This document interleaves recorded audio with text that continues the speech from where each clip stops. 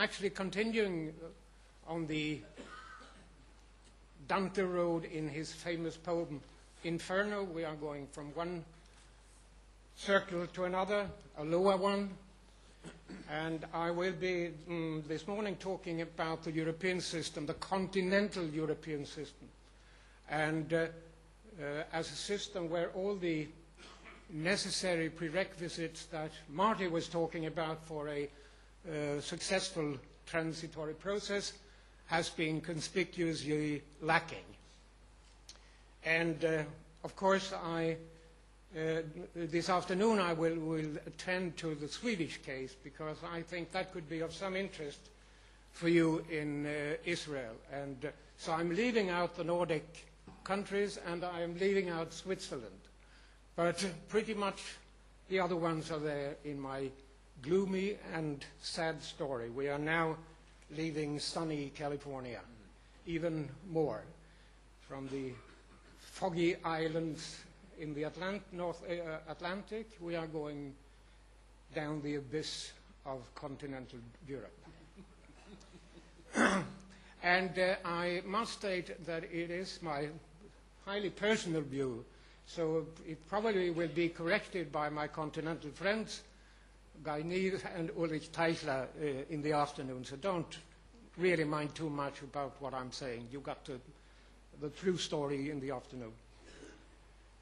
No, but I am quite convinced that the European higher education system, or systems rather, are in a process of major historical reorientation. And this has been brought about by the confluence of several simultaneous cultural and intellectual, as well as economic and political forces. The development in science policy, research, organization, and higher education has also had a lack of orientation and actually led to a crumbling of the value system of the old European university. And there are people and scholars who will try to explain it that this is, so to speak, a short-term consequence of the demise of the Soviet Empire and the end of the Cold War, and we need, so to speak, a short time of reorientation. I do, however, maintain that the fundamental changes in the two last decades in science policy, research funding, and higher education policy has its own specific dimensions and chronology, which started in the mid and late 1960s. I also believe that this process of what I would call dissolution actually gained real momentum in the early 1980s. And it will have and has had deep-going and lasting effects on a cultural scale, I would say. I think this transition or historical process or change is comparable with the institutional revolutions that characterized the two previous turn of centuries, and both with their gravity of center in Berlin. I mean the erection of the Humboldt-Universität, Friedrich-Wilhelms-Universität zu Berlin, 1810, and really the establishment of the modern research university at the turn of the 20th century, at the beginning of the 20th century, with the erection of the Kaiser Wilhelm Institute. And of course, I will try to skim. I'm being a historian. I have all the blemishes and faults of an historian, so I will take you to at least a 30-year ride. And the changes in those crucial 3 decades has been on every level of higher education and research. On the central institutional level, that is to say, in the university system, which roughly, and this is very interesting because the university, the research university, has played an absolutely crucial role in European research. It has been so to speak, the only place where research has been carried out until recent year. We have, so to speak, except for the French, not a elaborate system of institute outside the university. In Sweden, I would say 99% of all research is carried out within the walls of the university. And I would argue that in the last 10 years, you could make the argument that the European Research University, de facto, has ceased to exist in everything but name and external form. Simultaneously, on the principal political level, partly due to conscious political decisions, partly to co-variating economic, demographic, and cultural processes, the national governments of Europe have abdicated from their traditional role of economic and political guardian angels to the university. I would argue that the two social contracts between the central national nation state and the university, the first, which I indicated, of 1910 in Berlin, and the second, actually formulated by Vannevar Bush, which secured a research funding system based on academic excellence and was signed 1945-46 in Washington, they have been annulled by the European politicians and at least not yet been renegotiated or substituted by anything else. The relations between the national governments and the universities in present-day Europe are characterized by mutual and deep distrust, which in turn has led to what adequately must be characterized as an accelerating process of institutional implosion and or dissolution. Paradoxically, this development, usually described by its most fervent proponents as a process of deregulation and decentralization, has almost everywhere been accompanied by a trend of sometimes massive politicization of higher education and research, which in some cases has led to the redefinition of the ultimate role and mission of higher education institutions. There are no longer considered to be responsible and invaluable academic and national cultural centers. They are rather primarily seen as instrumental means to hide unemployment among young people, or at best to function as development or innovation centers in the national or even regional economic policy. In addition, this process has been accompanied by an almost explosive growth of numerous evaluations and accountability schemes, which has turned the traditional European system of exclusive and strict input control, Abitur, Habilitation, that was the only control mechanisms in the old German university, into different types of output control, where practically everything that moves is measured. Roughly during the same period, research funding has undergone a period of massive bureaucratization and instrumentalization. This is primarily, but certainly not only, manifested by the constantly growing importance of direct and indirect impact of the so-called framework EU research program. It has also, to a very high degree, become a dominant trend in science policy and research funding on the national level.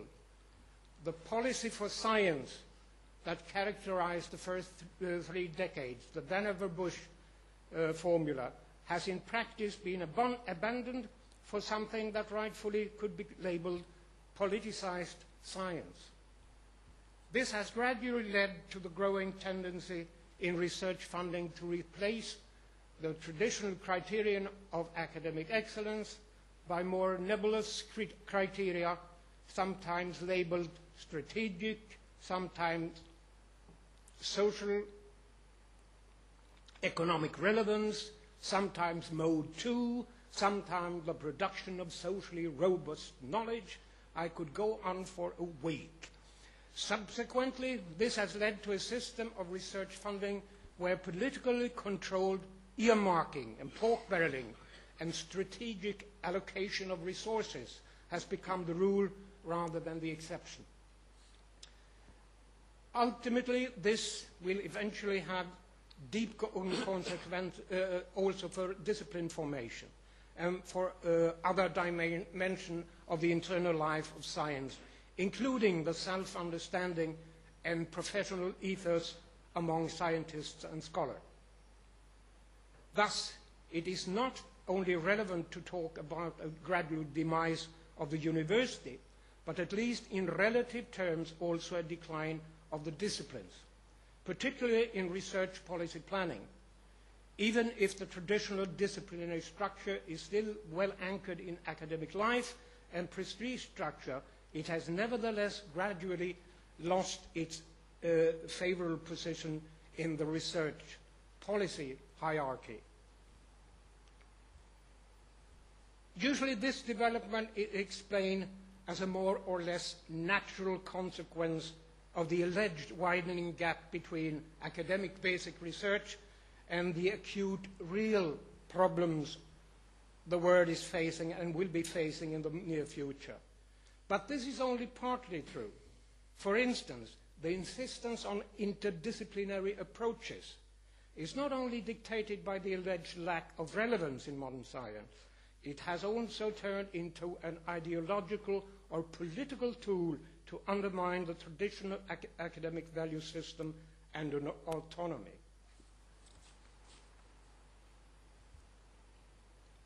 The ominous development I have outlined above really started, as I said earlier, to accelerate in the early 1980s. From then on, there has also been a constantly growing gap between the US and Europe when it comes to the pursuit of excellence in scientific research. And even more significant, this gap has turned into a gulf when we are talking about qualified research training and elite higher education, with a few possible English, Swiss, and Swedish exceptions. Hence, I'm arguing that this process of dissolution is a fairly recent phenomenon. And it had actually very little to do with the relative loss of political power in economic strength in Europe after the Second World War. Up till 1985, for instance, the gap between the numbers of American and European Nobel laureates remained fairly constant. After that, the US share started to grow at an ever-increasing pace. Considering the natural delay of causes and effect in research practice and research policy planning, there are good reasons to believe that something happened in European and or American research policy in the 1970s. And it most certainly did. Starting in the 1970s, many European countries gradually replaced, as I've told you, the existing Vannevar-Bush model for science policy and research funding. And it is not only possible, but even instructive, to divide this process of fundamental change into three distinct chronological phases of research policy, which had deep-going and lasting consequences of the well-being of the European university. The first phase, which could be labeled the technocratic phase, started in the mid-1960s and lasted roughly until the late 1970s. This development constituted no immediate threat to the primacy of basic research and to traditional academic value. Instead, it was seen as a complementary but supposedly more socially relevant form of knowledge production that was funded and administered outside the traditional research sector, but not seldom under the qualitative supervision of academic research. It could perhaps a little simplistically, be regarded as an attempt to fulfill the old social democratic dream of a good society governed by scientifically based and enlightened form of social engineering. The second phase, through the 80s into the early 90s, could be characterized as a massive effort of political interventionism under the above-mentioned labels of deregulation and marketization. This did not just include a fundamental shift in the funding of research and higher education, it also entailed the introduction of full-scale pork-barreling and earmarking in research funding, where some ministers and government bureaucrats started to assert what had hitherto been considered to be an exclusive academic function and prerogative, now usually carried out by under different types of research council. Accordingly, during this phase, the attacks on peer reviewing and disciplinarity became open and sometimes even aggressive. These procedures were increasingly accused of being anti-innovative, conserving, and ill-adjusted to the real social and economic problems we are facing in today's world, to quote a German Minister of Education. This anti-academic, and I would say anti-intellectual offensive was soon also eagerly supported by an array of postmodern representatives from within the traditional academic community, who had an equally immediate and equally vested interest in subverting traditional academic norms and values. The third phase could be described, the last 10 years I would say, as an almost deadly combination of the bureaucratic rule of the first and the ideological interventionism of the second. And even more disastrous, this system was introduced on a supranational level in the form of the EU framework programs, which among other things also constituted blatant breaches with traditional forms and principles of science policy planning.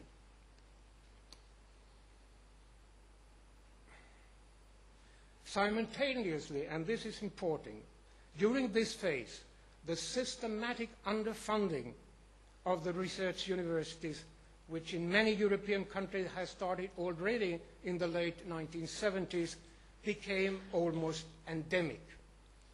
And additionally, the resources which eventually were allocated to the universities and the research gradually turned from a system that had included a substantial share of block grant funding into a system where so-called competitive funding became the standard operating procedure. This meant that the possibilities of long-range research planning at the university level became more or less illusory. And as I said, this led to a process of institutional dissolution, or at least to what could be labeled as anorexia institutionalis, where universities has not only lost a great deal of their intellectual potential and economic muscle, but eventually also their capacity to function as independent and autonomous institutions. In all fairness, it must be stated that the most powerful force behind this transformation is the rapid growth in size and numbers of students. Generally speaking, this is not only a necessary, but was a necessary, but as Marty has said, an adequate and reasonable response to the rising expectation of an expanding welfare state or welfare society. This development, which gained momentum in the 1960s and early 70s on the continent, was by no means, as you know, confined to Western Europe. But it was rather a general process that included more or less all industrialized or semi-industrialized parts of the world. In the European case, however, the massive growth of the higher education systems took the form not of structural renewal, but of rapid expansion of the existing institutional and organizational forms. Or, as the German sociologist Thomas Elwin has summarized the German development in 3 words: Umbau, Ausbau statt Umbau. I hope you understand it. You expand, not reorganize. So the German system, the Humboldtian system that was actually supposed to take less than 3% of the age cohort, was now turned into a university system that rapidly grew up till 30% of the age cohort. And you need not say anything more about what would happen to a system. All in all, it is not thus unreasonably unfair to maintain that in the European case, as Marty always has said, the rapid and massive changes have generally been carried out with few, if any, detectable signs of higher political wisdom or of institutional prudence or of professional insight, at least not during the last 25 years, and certainly not in comparison to other higher education systems. I would argue that one of the undisputed success of the North American research universities in the last century, and particularly in the last 30 years, the same period where their European sisters declined, could at least to a certain degree be explained by their readiness and superior ability to react to social, economic, scientific, and political changes. The European university, on the other hand, has not changed in the last 50 years. It has been changed and finally reduced to a seemingly helpless political football. I'm coming to the end of my sad story. In the mid-90s, a German Mandarin from the former rector of the Wissenschaftskolleg zu Berlin, Wolf Leppenis, rightfully stated, "To assume responsibility has become increasingly difficult for the European intellectual. We are living on a continent that is in danger of losing its idée directrice, a continent that endures a weakening of its cultural certainties." Thus, in short, we, and I am including you, dear Israelis, in this, must realize that we are living not just in a temporary economic, but also a lasting academic recession. Since the mid-1980s, the gap in science, as I've said, and higher education between the US and the EU has been constantly widening. And today the gap has become a gulf, and this process is moving faster and faster with every day. I have been primarily occupied by the German higher education system in my deliberations, because I know it. I was a Stiftungsprofessor at the Humboldt University from 1998 to 2000, and I was a C4 professor, and that is, if you know anything about the German system, then you are considered to be, so to speak, next to God. So I know a little bit of the system. But I think my deliberations and what I've said applies to more or less to the entire continental system of Europe. And to get out of this awkward, potentially even dangerous situation, we do not need another ludicrous declaration by the EU Prime Minister or Ministers of Education that the EU in 10 years' time will be the most competitive and dynamic knowledge-based economy in the world. Instead, we have to devote all our efforts and a substantial part of our economic and human resources to rebuild our education system in general and our crumbling higher education systems in particular.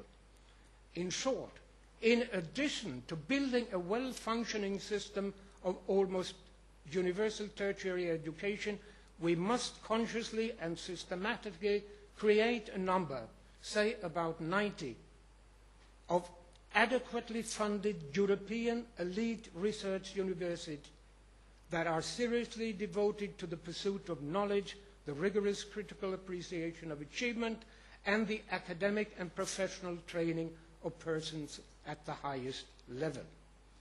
But in order to achieve this, we have to create a functionally diversified higher education system. This in turn means that the formulation of a sustainable and functioning idea of a university still remains a categorical imperative for every society with a rationalist, enlightened vision of our collective human struggle.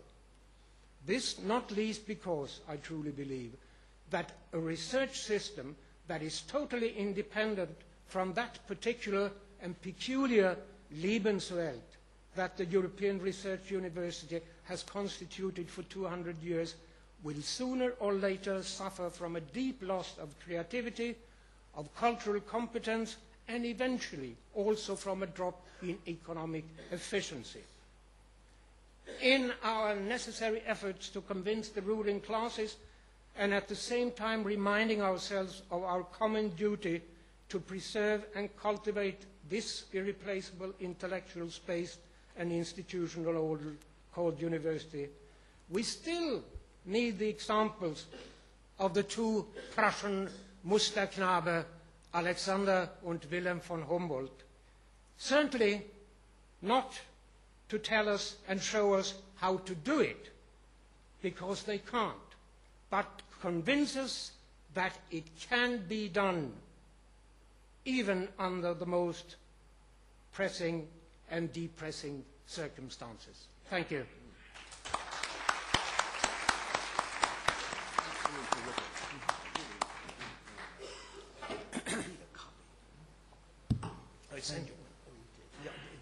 Thank you, Thorsten.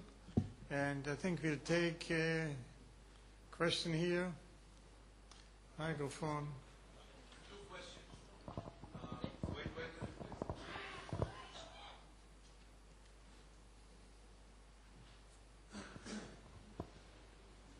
How do you judge the contribution of the Max Planck Gesellschaft in German research?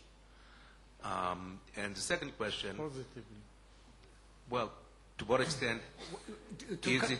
Okay. Sorry, carry on. And the second question, wasn't it the worst mistake of the German system in enabling everybody to enter the universities without any qualification and not demanding any tuition? Yes. About the Max Planck Society, it is, so to speak, the only, you could say that has saved Germany, because you could, if you exaggerate a little, at least in the sciences and medicine, you could say that almost all international high-quality research is done in the Max Planck. And you could also say that also the high-level sectorial research or industry research is done also in institute, the Fraunhofer Institute. So the institute sector is playing a very crucial role, and certainly for high-quality science in Germany. I would say that it's difficult to manage German higher education, the next two questions, because, as you know, it's a federal system. And historically, education from kindergarten to including the university has been Ländersache. It has been of the states. And it has been very, so to speak, jealously guarded by the states, and they've been very afraid of federal intrusion. But at the same time, it wouldn't be Germany if you had most of the research funding is federal. For instance, the Max Planck. And even more curious, the funding of the universities teaching, that is Ländersache, but buildings at the universities, that's a federal matter. So you can understand it isn't easy to have a consensus, and you have to, roughly every meeting you must have chairs for 150 people, coming in from Berlin, coming from Bavaria, and whatnot.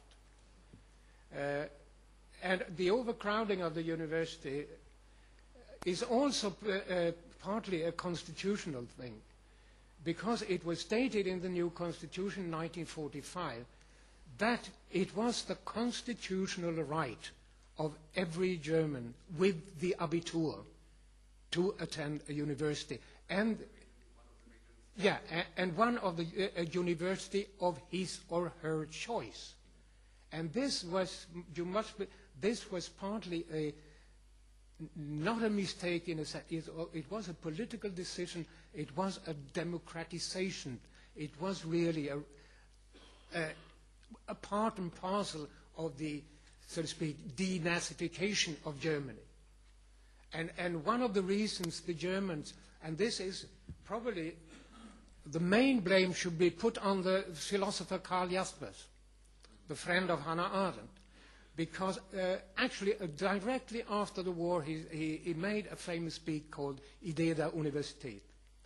And he actually stated that everything in Germany could be abolished after these terrible 10 years, except one thing, the German university. That was worth saving. That belonged to the heritage of humanity. So actually, the Jaspers convinced, because there were movement of actually creating some kind of US system. There were heated discussions, and certainly about the political role of the university. Basically, what had the university done during those 10 years? It had virtually done nothing. But Jasper saved the German university, and then it was written into the constitution that you have the right to go into the university. And of course, it proved out to be a terrible mistake.